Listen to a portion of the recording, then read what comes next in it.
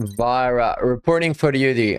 Another time together. All right, let's do some React. I'll just check if everything works out and all right. All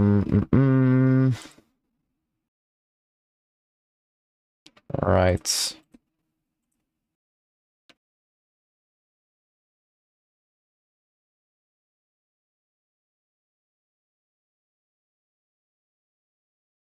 Cool. Okay, awesome. Everything works.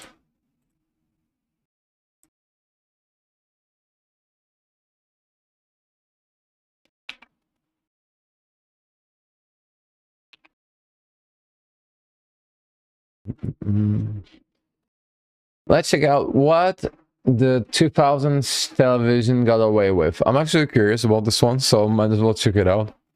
Back in the 2000s, before YouTube, before TikTok, before phones had full-on Netflix apps, staying up too late meant flipping through TV channels, searching for something. You had your video games, DVDs, pirated downloads if you knew the right places, or a good old cable TV. And when the lazy brain dead hours hit, like 2 or 3 in the morning, cable was the #1 choice for many. So let's put us in the shoes of a typical late night cable watcher. Picture this. You're lying there half awake, Nick at Night is playing the Beverly Hillbillies, Adult Swim already aired that Family Guy rerun. Fucking night TV watching is one of the worst experiences whatsoever that you can fucking live. It's always like fucking like phone shopping, like TV shopping, like the or documentaries and some, but like, oh my fucking god, I don't have any good like memory of watching TV at night. Like, for real, the thing where like the selling shows where they try to sell you stuff are so fucking weird. Disney Channel is running the "We Know You're Not Watching This" block with Dave the Barbarian or Brandy and Mr. Whiskers.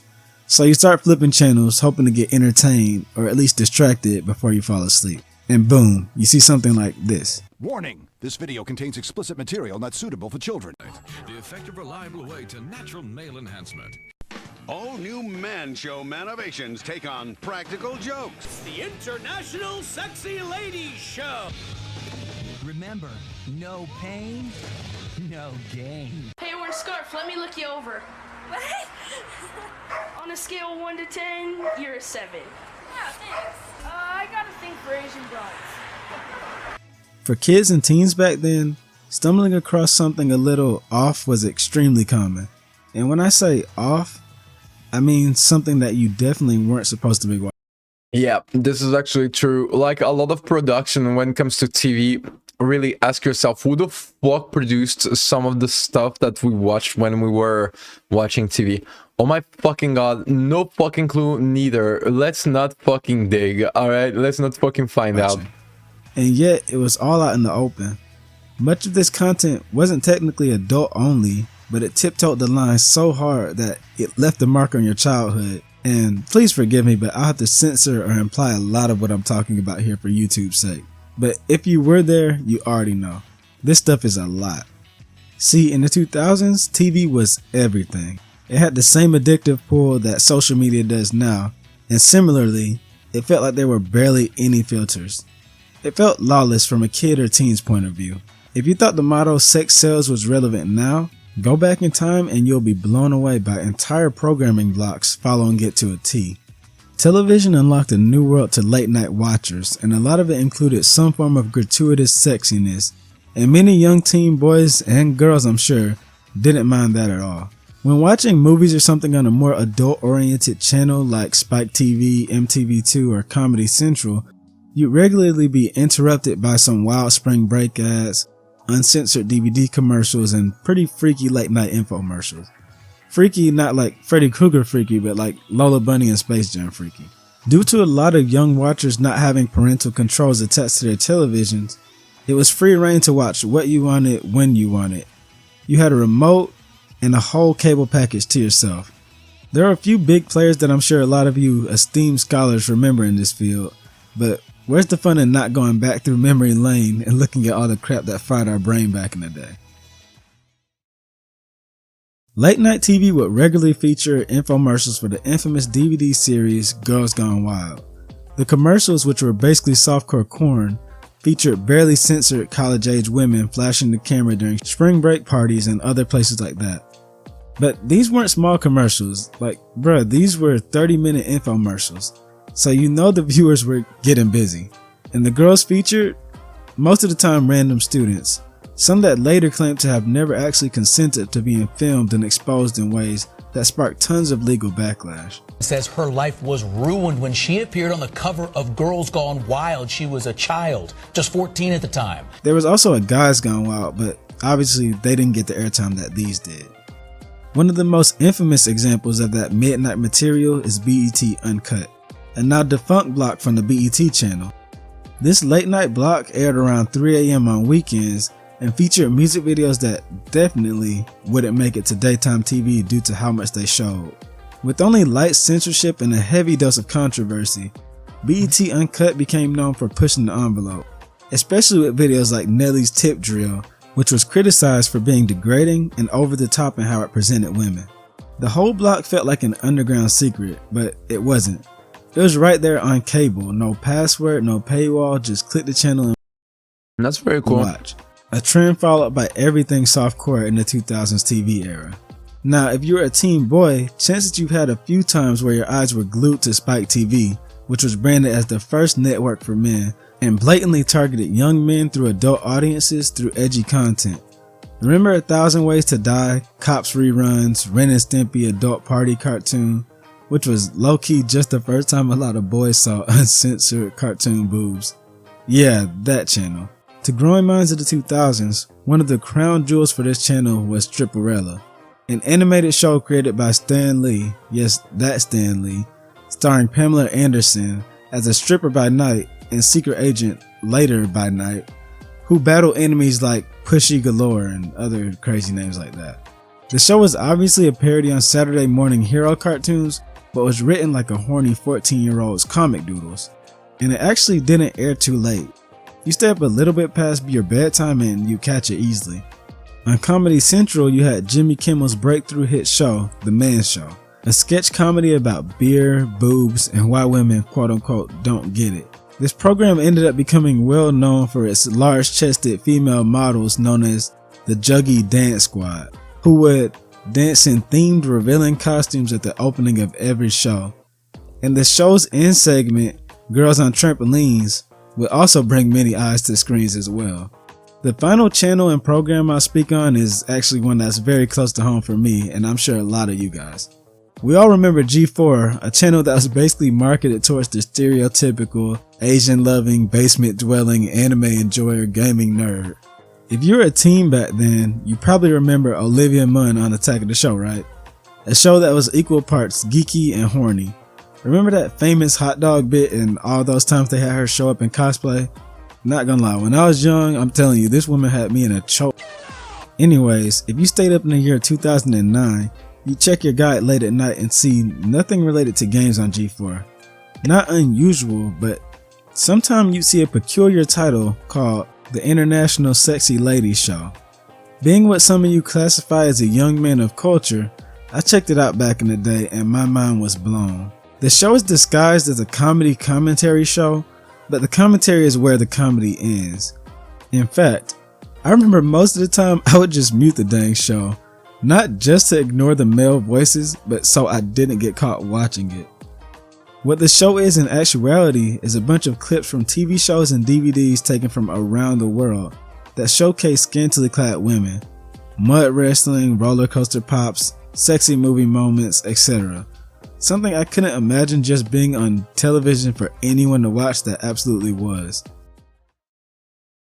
Among all this was tons of other obscenely related commercials for enhancing drugs, MTV2, party hotlines, NSFW commercials like Paris Hilton's Crystal Burger commercial, and a lot more. Fuck? But all of this really raises the question, how did any of this make it to air? All this softcore media was airing on basic cable. That's a good question. I'm guessing that like one of the irritation is that like you think that cable TV is something that is difficult to get, you know, a place on cable TV, right? So be aired, and actually it's difficult to be aired at certain moments of the day, and like middle of the night. I'm pretty sure that you can air whatever the fuck you want on many channels, and pretty much that's what happens. So where like a lot of this was a new technology. On top of that, so they were pioneering a new way to do media, and basically that like because of that, like many actors could actually join this industry, but also dead times, you know, like are something that will always exist and that will always be cheap, especially during the era that it describes, you know. Maybe I'm wrong about this, so but that's my guess. Well, and at times not even super late. The answer is really simple. Cable in the 2000s began like the Wild West. In 1972, cable began to become deregulated, with the first premium cable company, HBO, being introduced, allowing paying customers to watch films right in their homes when they wanted. HBO was followed by tons of other cable networks, and in actuality, many of these networks began building with smut material. According to an article on the website Mental Floss, HBO chairman Michael Fox, yes, that's his name, Michael Fox. Look. Yeah, how fitting for this video, Michael Fox. Anyway, Michael Fox himself, that sounded even worse. So Michael Fox told a new employee that, quote unquote, Randy guys are a major part of our demographic. Soon a new formula was introduced to the premium cable media world by the Playboy channel. That formula was, quote unquote, spicy but not obscene. Thus, the future of cable saw other channels trying to follow this, both to success and failure, as in the case of BET Uncut and the Girls Gone ads, which took things too far. Networks knew exactly what they were doing by placing these things on air late at night, high-key targeting night owl dads, curious teenagers, and anyone else flipping channels with nothing better to do. Parents weren't setting up digital locks or restrictions like some do now, because this was all still pretty fresh. This would all go the way of the Western when the internet started becoming what it is now. Honestly, do you think I cared about the Sexy Ladies show when I found out what they were hosting on Newgrounds and all those other sites back in the day?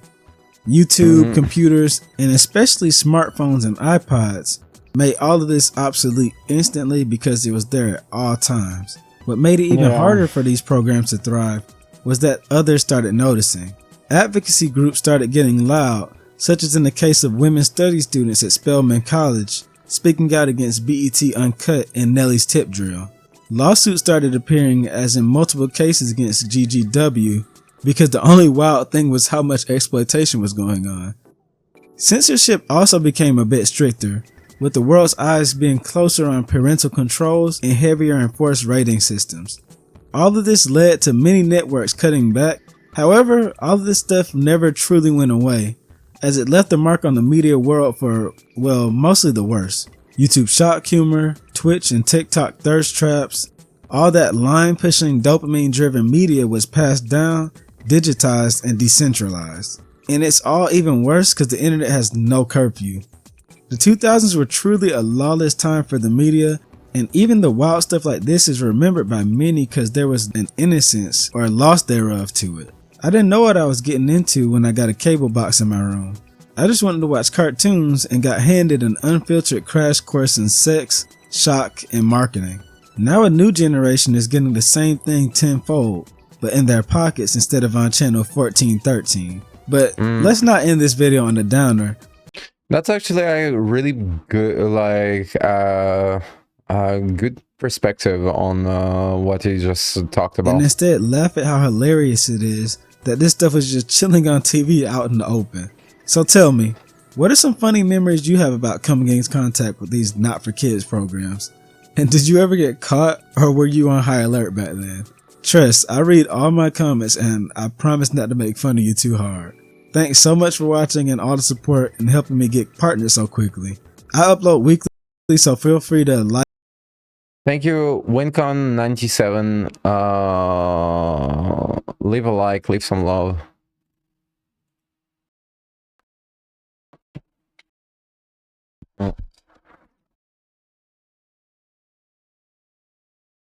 I'll be right back.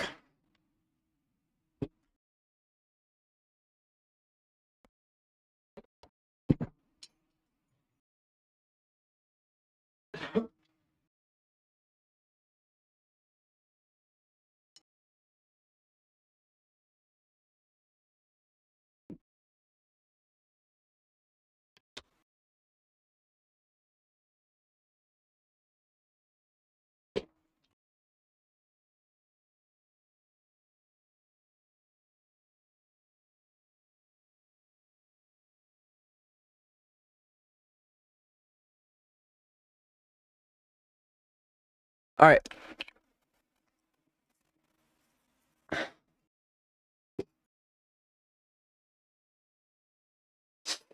Top 10 most painful and worst grinds in WoW by Iramaredex. Leave him a like, follow him. He's a legend. Let's check this out. Only be obtained by mindless. WoW has a lot of stuff that can only be obtained by mindless grinding, but most of that is optional nowadays. But there were a few grinds that were absolutely necessary, and nearly everyone who did those grinds hated them. This list will go over a little of both, and tries to show the most painful and awful grinds that were in the game at one point or another. At number 10, we have the BC Hardcore Raid Grind. What do hardcore raiders need to prepare for a raid night in Warlords of Draenor? Well, a flask, potions, and food buffs. Now, what did the average materials needed before a BC raid look like? Well, this. Back in the start of the Burning Crusade, there was absolutely no limit to how many buffs you could get. So you could combine elixirs, flasks, food buffs, oils, consumables, pretty much everything you could think of. Hardcore raid guilds thought it'd be a waste not have all these buffs for literally every single attempt, and most hardcore raiders spent hours after each raid farming consumables for the next raid night. Number 9, the Disgusting Oozling Pet. The Disgusting Oozling had a 1% chance to drop from oozing bags, which in turn had about a 10% chance to drop from slimes in the world back in vanilla, giving the Disgusting Oozling about a 0.01% drop rate. That sounds pretty run-of-the-mill for farming a rare item, until you realize that this pet could actually be used to allow you to ignore certain raid mechanics. You see, players and bosses had a debuff limit of about 8 or 16 slots in vanilla. Once you filled up your debuff slots, new ones applied simply would knock off whichever debuff you had on first. The Oozling gave you a tiny nature resistance debuff when it was summoned. What you could simply do was summon and dismiss the Oozling over and over to fill up your debuff slots with its minor debuff to drop off all other debuffs, which could be used in raids to get rid of nasty debuffs, like the poison from Cthulhu's stomach. But the pet was such a pain in the ass to grind that not many players got to take advantage of it. If you were a hardcore raid tank and your guild made you get that pet, you'd be looking at weeks to months of non-stop slime killing.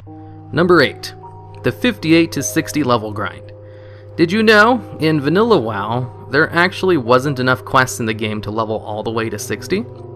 Once you got around level 58, you simply just ran out of quests that gave you meaningful experience. So, what were all those players supposed to do to get those last 2 levels of XP? Well, have you ever seen that South Park episode about World of Warcraft? Because that's basically what. Yeah, but you could do dungeons as well, so...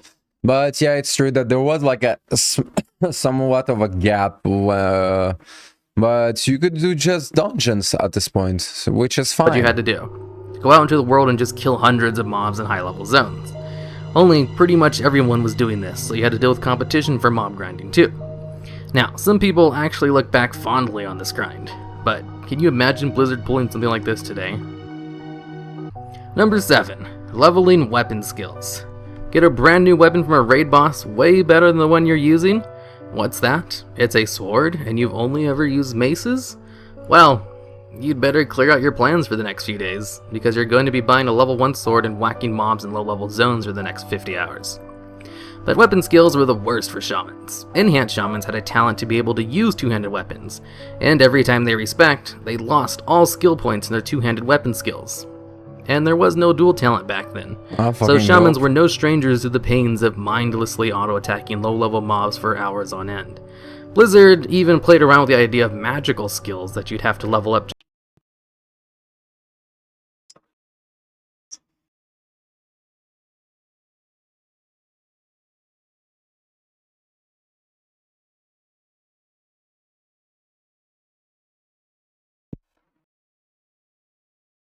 just like weapon skills, only with spells. But they decided not to put that in the game because it sucked.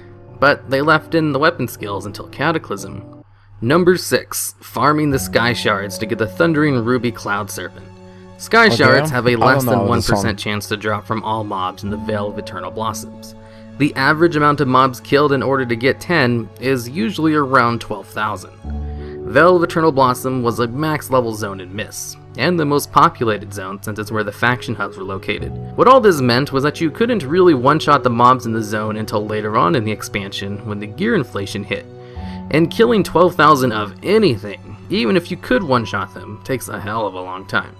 Number 5. Timbermaw Rep in Vanilla. Timbermaw Rep was required to get some of the best enchants for a few classes, so pretty much all enchanters had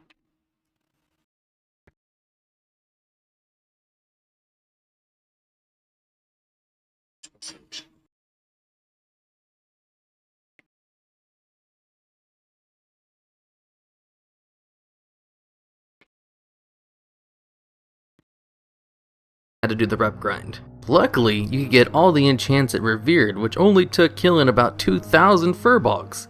But you could also get beads and feathers from kills to turn in for more rep.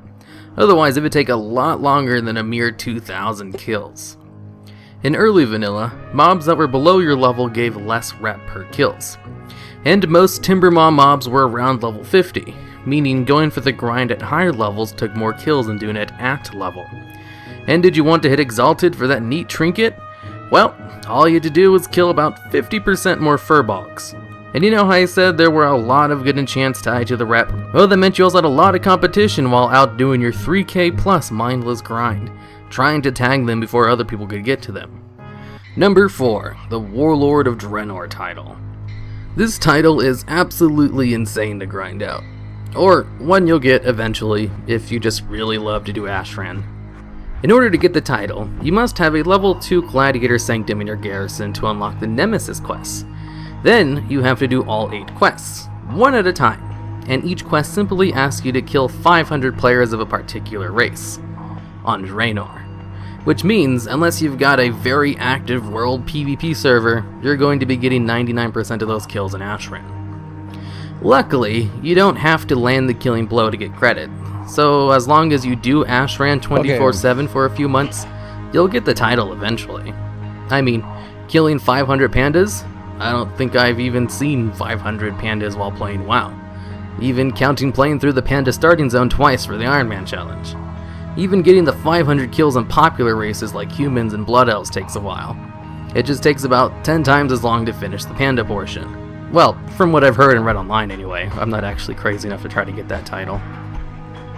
Number 3, farming the Time Lost Proto Drake. This mount, the legendary Time Lost Proto Drake. This mount has been like the fucking despair incarnated of mounts since such a long time. Drops from a rare still not beaten exactly. mob of the same name in Storm Peaks, and spawns about once a week.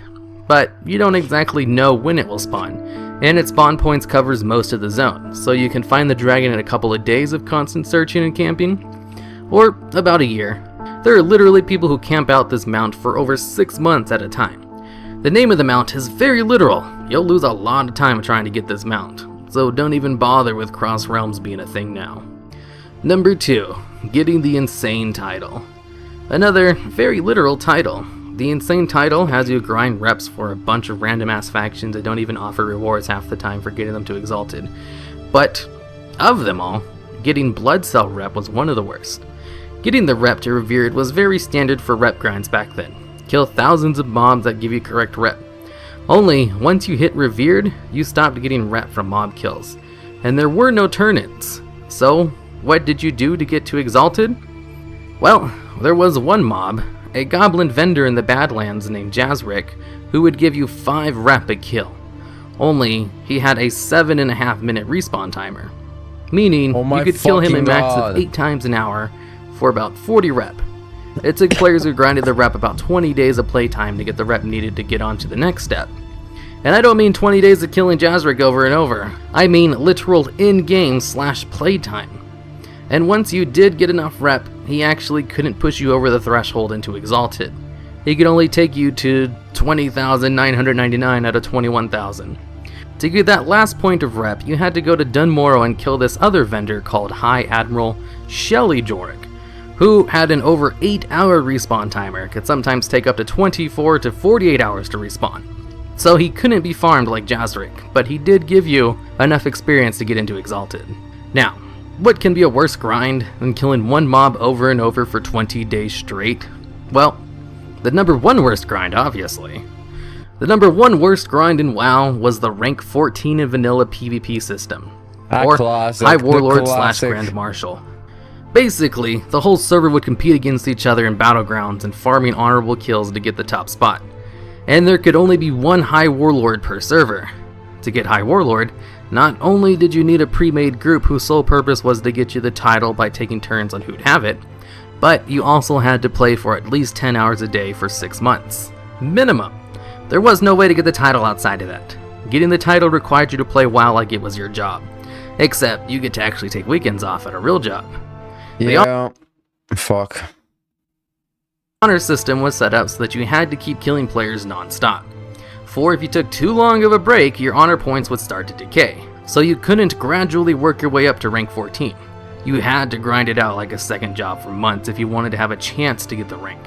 There are lots of stories of people quitting the game right after getting the rank because it caused too much of a burnout.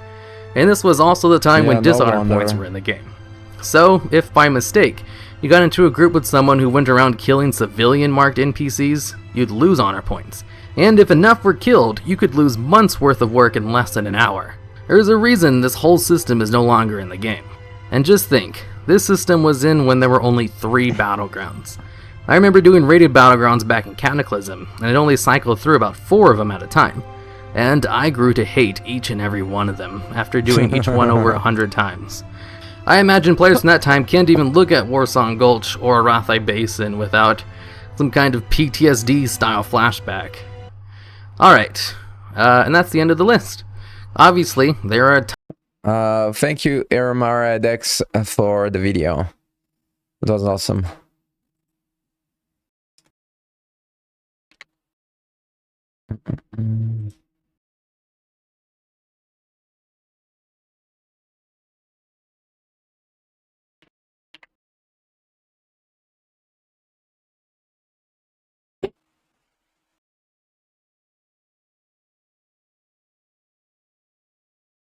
WoW is an ever-changing. Top 10 most missed removed abilities in WoW. Let's check this out from Iramaradex. Please subscribe, leave a like, support this creator. It really helps. Helps to do that. Game. And every new expansion brings with it new abilities. WoW is an ever-changing game. And every new expansion brings with it new abilities. Sometimes old abilities are cut to either make way for the new or just simply get outdated and are no longer needed because a new ability does what it did, but better. And sometimes Blizzard just removes abilities because they hate fun and are a bunch of killjoys. This list will go over 10 of the most missed abilities removed from the game. First up at number 10, we've got Corpse Explosion. The ability was simple, blow up a nearby corpse, and you could do it to an ally corpse as well. I kinda understand why it was removed. I mean, its AoE potential could only really be utilized when mobs were already dying. And I don't know if you've ever AoE down mobs in a dungeon or raid before, but most mob packs where an AoE like this would be useful die within seconds of each other. And you couldn't blow up the same corpse twice, so it wasn't all that useful with multiple death knights. But the ability was still just a lot of fun to play with. That's probably why it was turned into a cosmetic glyph rather than an actual ability in Miss when they brought it back. And while I'm on the topic of Death Knights, Unbreakable Armor was a unique cooldown that a lot of Frost Death Knights miss. Imagine an offensive cooldown that was also a defensive cooldown, and you've got yourself Unbreakable Armor. reinforces your armor with a thick coat of ice, increasing your armor by 25%, and increasing your strength by 20% for 20 seconds. Damn. Even its little flavor text was cool. This was one of the talents Death Knights had when all 3 specs could tank, so they baked a lot of tanking abilities into DPS talents. And this was one of the few abilities in the game that was both a damage and defensive buff. Frost Death Knights were taking less damage in raids by just using their normal rotations. Once Blood became the only tank spec for Death Knights, the ability was removed and replaced with Pillar of Frost, I think. And I can't forget to mention Shadow of Death when talking about cool Death Knight spells removed from the game. Shadow of Death was an unholy talent that would self-res a Death Knight on death for about 40 seconds. And it worked in arenas. Probably one of the most overpowered talents ever put in the game, and removed for a good reason. Now let's go into the next item on the list, Riposte, a combat talent that was only usable after parrying an attack. That would do 150% weapon damage, disarm the target, award a combo point, and only costed 10 energy to use. Not very useful in PvE, but all of this is pretty damn nice in PvP. A 10 energy combo point generator that actually hit decently hard, and had a disarm effect? All of this was really good. Later on, the disarm was replaced with an attack speed slow, which was still pretty good, since it's already a really good ability without the CC effect. The ability was removed in Cataclysm because rogues just don't have all that much parry, so the ability couldn't be used all that often. They did have dodge for days though. If they had just changed the requirement to a dodge rather than a parry, it would have guaranteed seen a lot more play. Number 8 on the list will be a couple of totems. First up, Cleansing Totem. Cleansing Totem was an overpowered dispel bot that would attempt to remove 1 disease and 1 poison effect from party members within 30 yards every 3 seconds for 5 minutes. That's a long ass time to have something passively. I remember how fucking broken it was. Like fuck this spell. What's an add-on called? I don't remember. Whatever, it's fine. Removing debuffs from you and your party. I can kinda see why it was removed. Of course, this totem only existed in Wrath. Fuck D-Curse, that was the name of the add-on. Basically, there was an add-on called D-Curse, where like you will click, right click or left click to actually like dispel stuff from people. And basically like it was basically in WoW Vanilla, some healers they were just based on D-Curse, and basically they will just like dispel in mass using this add-on. It was such a bad, like, it wasn't like good gameplay or anything. It's just, but it's something that existed within WoW. It's just funny because like Cleansing Totem, when you played Alliance and you need to fucking decurse everything, well, must feel nice to not fucking care, you know? Before Wrath, there were 2 separate totems that removed the poison and disease, aptly named Poison Cleansing Totem and Disease Cleansing Totem. Cleansing Totem was just a merger of the 2. Stormlash Totem was a totem that only existed in Mist, and was a cooldown based totem that would add a little bit of lightning damage to all spells and attacks to all allies for 10 seconds. It wasn't a huge amount of damage, but it was a neat little totem to see, and wasn't like game breaking or anything. It was just a cool little totem removed for not being all that useful. And finally, Sentry Totem. If you were to talk about some of the most useless abilities in the game, Sentry Totem might come up in that conversation. All it did was allow you to look through the eyes of the totem, so it was pretty much exclusively a scouting tool that was rarely used. But it was a fun little scouting tool that lots of shamans like to play around with to like take screenshots of first kill raid bosses and stuff. Number 7 will be a couple of druid abilities. First up, we've got Symbiosis, a spell that was really weird and confusing and probably a nightmare for Blizzard to balance. What it would do was grant the druid an ability based on which class it used the ability on, and grant the class an ability. For example, a druid could use it on a mage to give it the ability to use Healing Touch, and druids would gain the ability to use mirror images if they were balanced, Frost Nova if Feral, Frost Armor if Guardian, and Ice Block if Resto. Sometimes the ability druids gave other classes were pretty useful, like Shadow Priest got the ability to use Tranquility, but most of the time the ability was kind of meh. Like how mages got healing touch, druids would really only use it on classes that gave them a nice ability. I remember my druid healer in raid would always use it on our shaman for Spirit Walker's Grace to be able to cast while moving. Seemed like a really fun and unique ability, but it only lasted one expansion. Insect Swarm was a neat balanced druid ability. In lore, druids are able to control insects to some degree, and using a swarm of insects to blind an enemy is something they do. So Insect Swarm's first iteration was a balanced druid dot that could lower the target's hit chance and do damage. Later on though, when they removed hit reduction abilities from all player moves, Insect Swarm was just turned into a normal dot, albeit a pretty unusual dot that ticked every 2 seconds instead of the standard every 3 seconds. But a normal dot nonetheless. When Blizzard tried pushing their whole stupid Eclipse mechanic on druids, they just kinda removed Insect Swarm and replaced it with Sunfire, as it fit the theme of balanced druids more than a neutered spell that didn't even work the way it used to anymore. And Thorn. I mean, it's a shame because like it's a cool looking and a cool debuff to have. Like, it's a shame that they removed this one. I miss Thorns and other damage on attack abilities. I know they were never all that useful, but they were fun to play around with, especially while soloing old content. That's true. That's true. Just run around and let the passive damage kill everything that managed to hit you. They did try to make Thorns a somewhat useful short-term buff in Cataclysm by making it do more reflect damage while only lasting 20 seconds rather than being a 10-minute buff. But I guess they didn't like it, so they removed the ability Miss, and with it, the last Thorns ability left in the game. Number 6. Detect Invisibility. This spell allowed warlocks to see mages who used invisibility, and to see the succubi in the Arcatraz where the second and third boss were. And that's pretty much the end of its combat usefulness. It also allowed you to see ghosts out in the world, like the ghosts in Undercity, and was one of the few ways to see them. But it was removed in Cataclysm for not being all that useful. Warlocks also had another similar ability at one point called Paranoia, that the Fellhunter pet could use passively that gave all allies better stealth detection. And since the Fellhunter was one of the most useful pets in PvP, this was actually not half bad for sniffing out rogues and druids. But the ability was removed and replaced with some kind of mana buff, I think. Number 5. Plains Running. Technically an ability in beta WoW, but a removed ability nonetheless.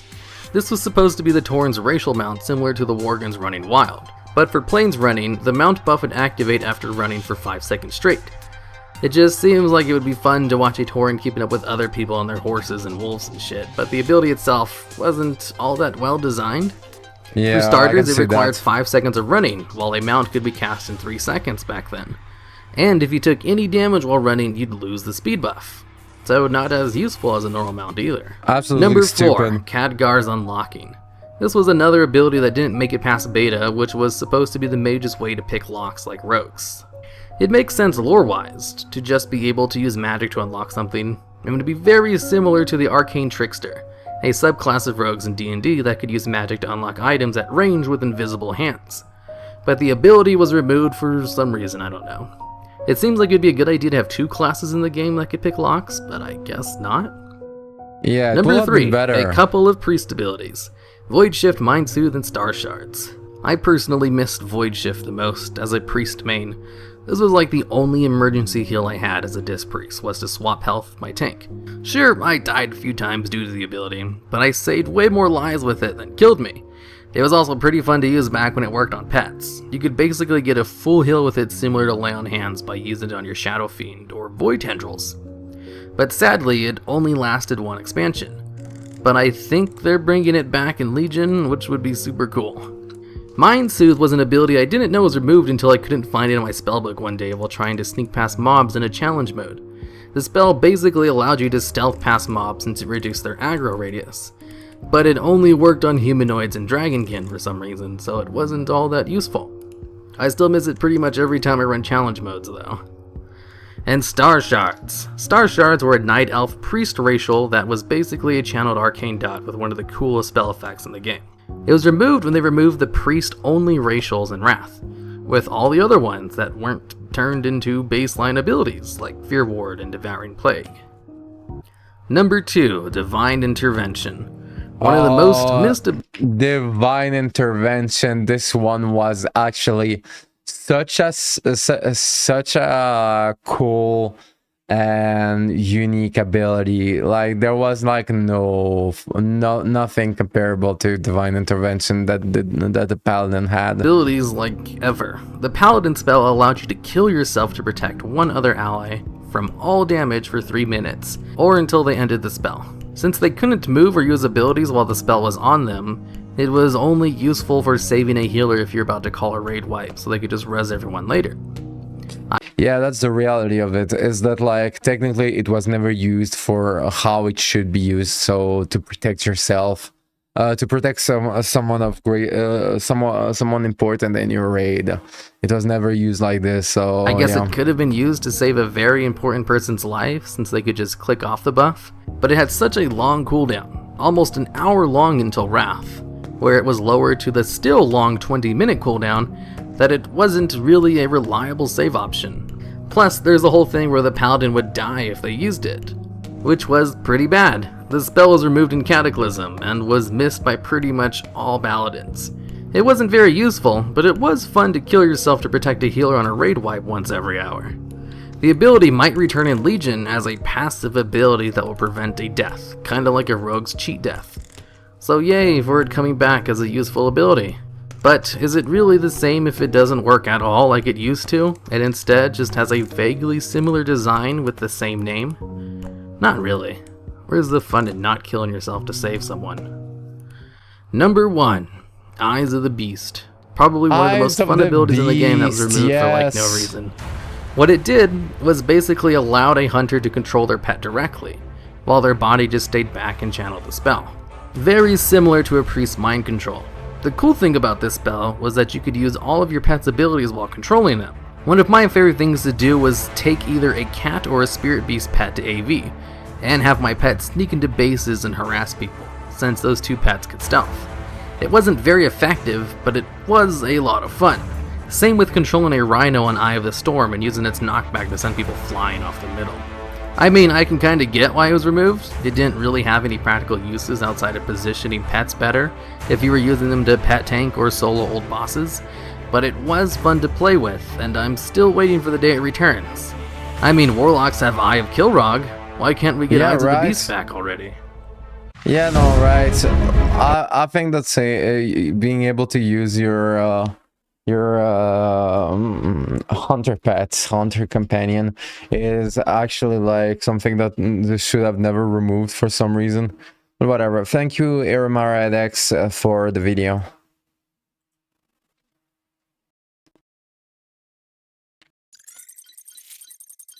All right. This was enough React for now. I'll see you another time, and as always, be toxic.